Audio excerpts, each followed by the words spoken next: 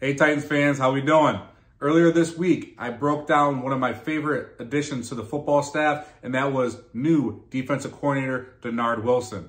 Now let's hop over to the offensive side of the football and get into one of my other favorite additions to the coaching staff. And this guy is arguably one of the most valuable position coaches in all of football, and that is new Tennessee Titans offensive line coach, Bill Callahan.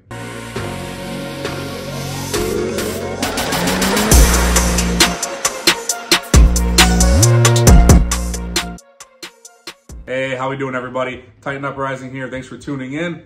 Please continue to like, share, and subscribe. Please comment. I comment back on everything. My subscriber count is going up. My goal is still to get to 500. If you can make it happen, please do. We'll be doing this all off season. And like I said, this week we will be doing the new position coaches that the Tennessee Titans have been hiring. And we talked about Denard Wilson in the last video, who I am absolutely thrilled with. Now, guys, we're breaking into the offensive side of the football, as I said in the intro, and let's get into it, guys. Bill Callahan, let's go. Now, what makes this hire really cool is that Bill Callahan is actually the father of newly appointed head coach Brian Callahan. Now, imagine how cool that really is for these guys. I mean, father, son, that's awesome. Imagine you're Brian Callahan and you land your dream job of being a head coach. You're newly appointed head coach of the Tennessee Titans, and then you get to go out and hire your dad as one of your assistants. How awesome is that? I need to give kudos, though, first to the Browns organization for letting Bill take the same position he had with the Browns and go to the Titans for the same position. Now, the Browns could have blocked this move, but they didn't, and that was very classy of them. Now, the reason they could have blocked this move is because if another team is offering to hire an assistant offensive line coach for an offensive line coach for an offensive line job, that's not a promotion. They can block it. The Browns didn't do this, and I still think that's very classy of them. Head coach of the Browns, Kevin Stefanski, said, quote, "Organizationally, we realized that's a unique situation, and we didn't want to stand in the way of that." He also added, "The dream of every kid is to boss their parents around," and that got me laughing. And guys, I have a deeper respect for the Browns organization after this. I truly do, especially because just last offseason, Bill signed an extension, and he was the highest paid position coach in the entire NFL at $3 million per year. Like I said in the intro, he's arguably the most valuable position coach in all of football. And I would say he is the most valuable position coach in all of football.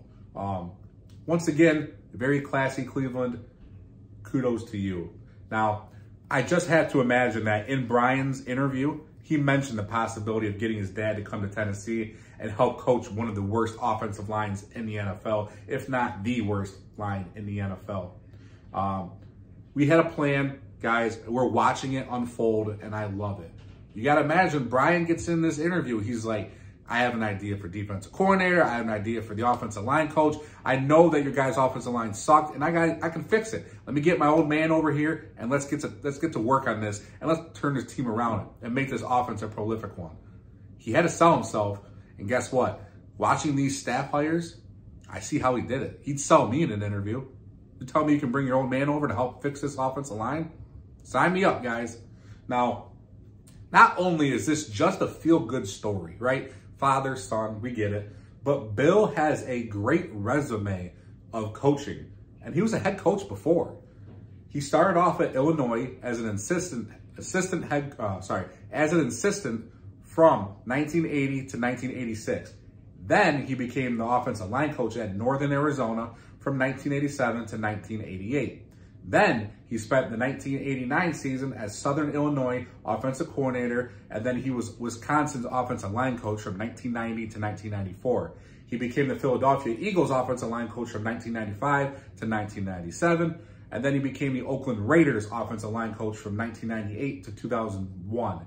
He then became the head coach of the Raiders from 2002 to 2003, and then he went back to college from 2004 to 2007 as Nebraska's head coach.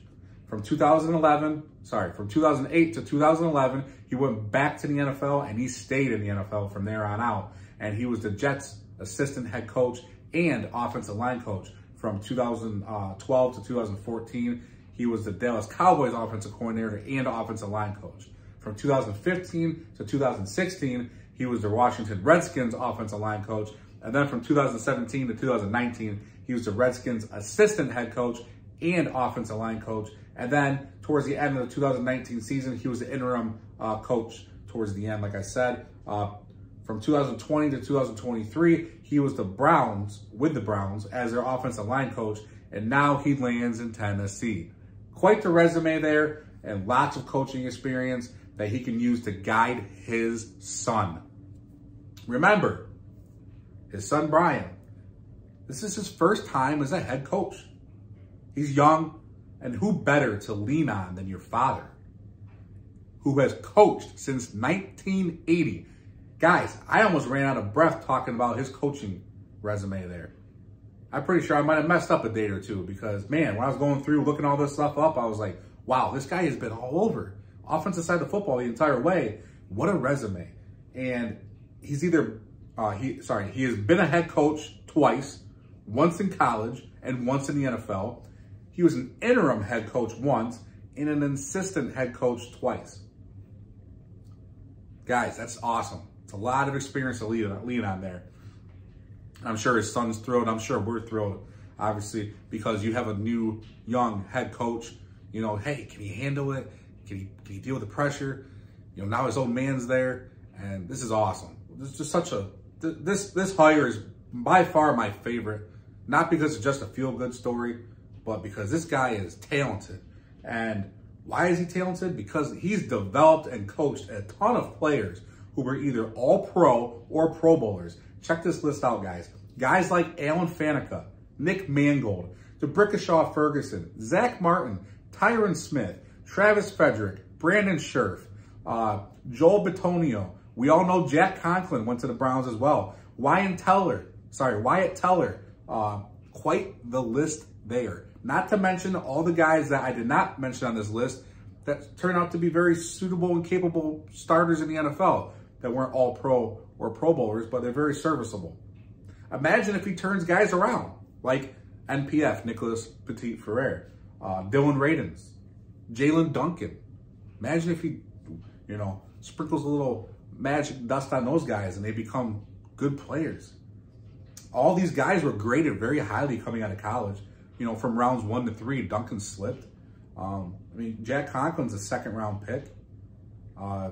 Nicholas Petit-Frere is a second-round pick. I mean, imagine if he gets the most out of one of those guys. There's talent there. Other teams would have drafted him. We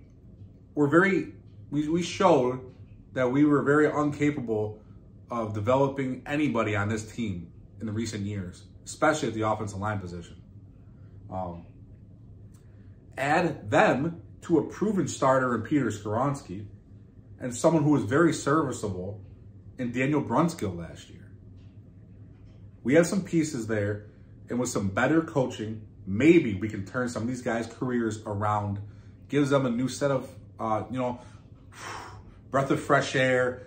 They're excited. I mean, imagine if you didn't like this coaching staff before. Now you got new blood in there, and you're excited. You're ready to go. You're in the offensive line. You know, you're a guy like Dylan Radins, who obviously was like blackballed his first year. You know, then he got hurt. You know, he just don't know why we didn't start a second-round pick when we had worse offensive linemen out there. And I think Dylan Radins proved that he could start in this league. You know, now we give him a good coach. Sky's the limit for some of these guys. They can go up, you know. And I'm excited to see that. I really am. Now, not to mention, we also had the 7th overall pick, and we also have a ton of of cap space to work with. And we need to put more capital into the offensive line, and I think we do.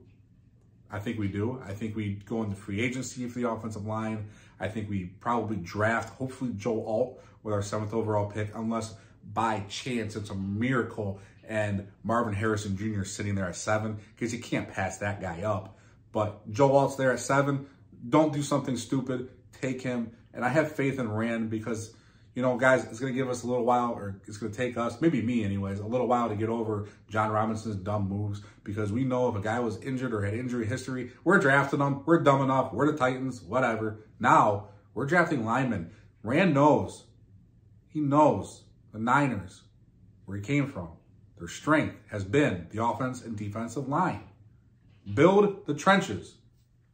Draft Joe Alt if he's there at 7. Don't mess it up. I don't believe you will, Rand.